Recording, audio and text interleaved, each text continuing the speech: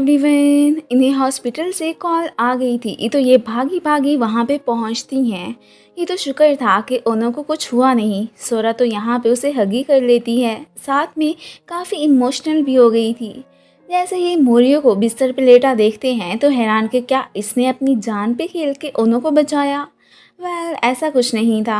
हयामा ने and time पे पहुंच के ही इसकी लाइफ बचाई। बाकी रही मोरियो के पाँव पे चोट लगने वाली बात, तो वो उसकी अपनी ही गलती थी। सभी फिर हयामा को ओनो की हेल्प करने के लिए थैंक्स बोलने लगते हैं। इसे भी अंदाज़ा हो ही जाता है कि वाकई ही में हयामा एक काइंड पर्सन है। अगले दिन अच्छा सा खाना प्रिपेयर करके ये मोरियो को देने हॉस्पिटल पहुंच आई होती है। वो साहब अभी कम्प्लीटली ठीक तो नहीं हुए थे, फिर भी जल्दी से डिस्चार्ज होके घर ही जाने लगते हैं। उसके साथ साथ ये भी थी, घर पे सारा मैस फैला देख के अब जल्दी से जितना इसे समेटा जाता था समेटता है। आज फर्स्ट टाइम ही युकी को इसके घर आई थी। दोनों फिर आराम से बैठते हैं। मोरियो को अचानक एक आइडिया आता है। वो यहाँ पे इससे पहले कि युकी को किस करता, उसके फ़ोन की रिंग बज उठती है। युकी को अब किचन में आ चुकी थी। यहाँ पे भी कोई चीज़ जगह पे नहीं होती, उसे तो वो सब उठाने में काफ़ी दिक्कत होती है। अगले सीन में हमें भी रेस्टोरेंट में सबको सरप्राइज रेडी करते ही दिखाया जाता है। मोरियो ठीक होने के बाद आज ही इधर आ रहा था, पर शिचन की वजह से उनका ये सरप्राइज तो एकदम ख़राब होकर ही रह जाता है। वो इधर मोरियो के लिए गुड न्यूज़ लेके ही आया होता है। तुम्हें मेन ब्रांच की तरफ से फुल टाइम एम्प्लॉय बनाने की ऑफ़र दी गई है। तुमने जो स्टोर पे ब्लाइंड पीपल्स को ऑडियो गाइड के थ्रू जो चीज़ें सेल करने का आइडिया दिया था, वो अथॉरिटी को बहुत ही पसंद आया। सो इसलिए वो अब एक और स्टोर पे तुम्हें भेजना चाहते हैं। पहले तो वो ये सुन के खुश हो जाता है, पर जब उसे पता चलता है कि उसे तो दूसरे सिटी जाना पड़ेगा, वो अब अपसेट। शिचन ने उसे सोचने का टाइम भी दे दिया था। इसने खैर सोचना क्या था, ये तो भला अब कहाँ युकीको को छोड़ के इतनी दूर रहने के लिए जा सकता था। इस बात से युकीको थोड़ी सी परेशान तो होती है कि इतनी बेटर अपॉर्चुनिटी मैं नहीं चाहती कि मोरियो मेरी वजह से गंवाए, फिर बाद में चाहे सारी ज़िंदगी उसे पछताना ही ना पड़ जाए। हमा इसे अपनी कंपनी देख के आ गया था। फूड डिपार्टमेंट में तो नहीं, पर ऑफिस में डेस्क वर्क करने की ही इसे जॉब दी जाती है, जिसे ये भी एक्सेप्ट कर ही लेती है कि इसके अलावा मैं और कर भी क्या सकती हूँ। मोरियो के दिल में कहीं ना कहीं जॉब पे जाने की ख्वाहिश भी थी, पर फिर भी सोच समझ के वो तो शिचन को कॉल करके कह ही देता है कि मैं ये सिटी छोड़ के बिल्कुल नहीं जाने वाला हूँ। थोड़ी देर के बाद शिचन ने कॉल करके इज़ुमी को मिलने के लिए बुला लिया था। वो आ भी जाती है। जैसे ही उसे मालूम होता है कि जिसे शिचन पसंद करता है वो कोई और नहीं बल्कि मोरियो है, वो तो एकदम शॉक ही रह जाती है। एंड देन इसी कंडीशन में ही घर आ चुकी थी, इस बात का किसी और को नहीं बताती। अगले दिन मोरियो ने अपनी डिसीजन का युकीको को बता दिया था कि मैं तुम्हें छोड़ के कहीं नहीं जाने वाला, इधर ही रह के तुम्हें प्रोटेक्ट करूँगा। इस बात से वो थोड़ी सी शर्मिंदा हो जाती है कि क्या मैं इसके लिए बर्डन तो नहीं हूँ, जो कि इसके माइंड पे सवार होके ही रह गई हूँ। अब फिर स्नोफॉल स्टार्ट हो चुकी थी, सो इसे एंजॉय करते ही दोनों जाने लगते हैं। हयामा की छुट्टी के वक्त इससे मुलाकात हो जाती है। वो भी अब बिना सोचे समझे इससे अपनी फीलिंग्स ही कन्फेस कर लेता है। ये सीन जो कि मोरियो देख चुका था, दुखी होता वहाँ से चला जाता है।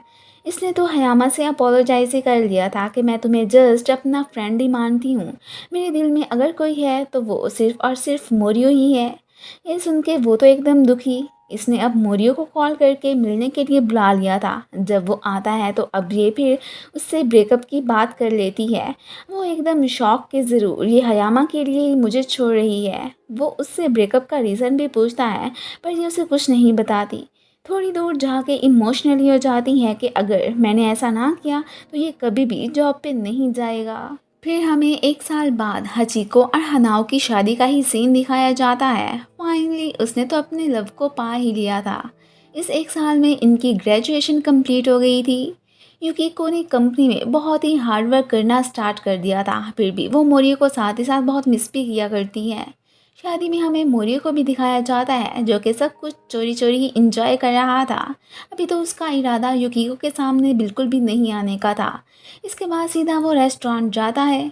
युकिको के इधर आने का सुन के वो तो पहले ही वहाँ से जाने लगा था, पर उसी वक्त उसकी एंट्री हो जाती है। अब ये फिर छुपने ही लगा था। असल में जॉब से इसे डिसमिस कर दिया गया था। सो जब तक अब अपने लिए न्यू नौकरी तलाश न कर लेता उसे कैसे मिलता।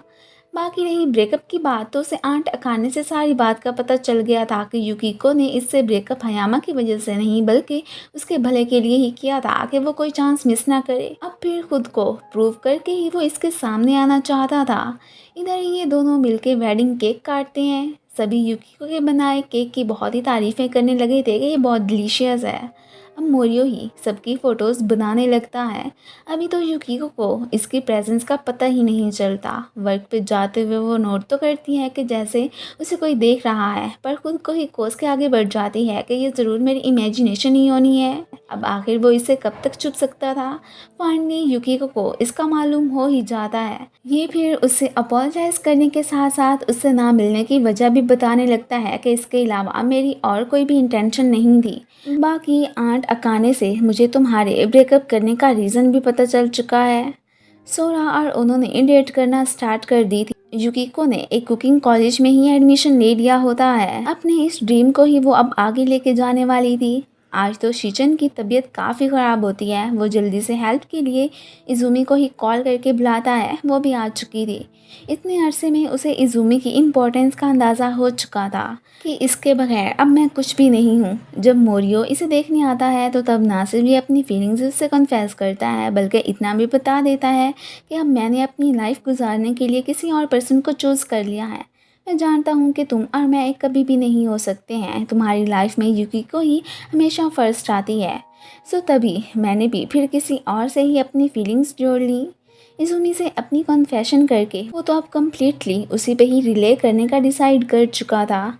युकिको को पता चलता है कि कल उनके इंस्टीट्यूट में बड़ा ही अजीब सा स्टूडेंट आया था जिसके फेस पे स्कार था। किचन में तो हर जगह ही उसने गड़बड़ी मचा के रख दी थी। ये सुन के तो वो स्माइल करने लगती है कि वो मोरियो ही होना, आखिर को ऐसा मैस वही फैला सकता है। रात को मोरियो ने इसे फूड ट्रक दिखाने के साथ साथ अपने ड्रीम का भी बता दिया था कि मुझे तो इसे चलाने का ही शौक़ था, पर कुकिंग में तो मैं बिल्कुल ही ज़ीरो हूँ। सो नेक्स्ट खुद तो वो फूड ट्रक चलाने और साथ में युकिको को फूड बनाने के लिए कहता है कि इस तरह हम दोनों ही अपने अपने ख्वाबों को पूरा कर पाएंगे। वो भी एग्री कर लेती है। जहाँ पे शिचेन इज़ुमी एक साथ में बहुत खुश होते हैं, वहीं पे सोरा भी ओनो को अपना जीवन साथी चूज़ करके बहुत ही काम एंड पीस में लग रही थी। मोरियो और युकिको को भी एक साथ में ज़िंदगी जीने का मकसद मिल चुका था। हर इंसान की लाइफ में एक ऐसे ही पर्सन की प्रेजेंस ज़रूरी होती है जो ना सिर्फ उसे सपोर्ट करे बल्कि उसके डिसीजंस की रिस्पेक्ट और इतनी ज़्यादा केयर करे कि अगला बंदा चाहे जैसा भी हो उसे अपने गोल्स अचीव करने में ज़रा भी दिक्कत ना हो। फिर इसी के साथ ही इस ड्रामा की हैप्पी एंडिंग हो जाती है। Thanks for watching. And guys, आप लोगों को ये ड्रामा कैसा लगा मुझे कमेंट्स में ज़रूर बताइएगा। एंड अगर आप लोगों को मेरी वीडियो अच्छी लगती है तो प्लीज़ इसे लाइक शेयर एंड कमेंट भी कर दिया करें। थैंक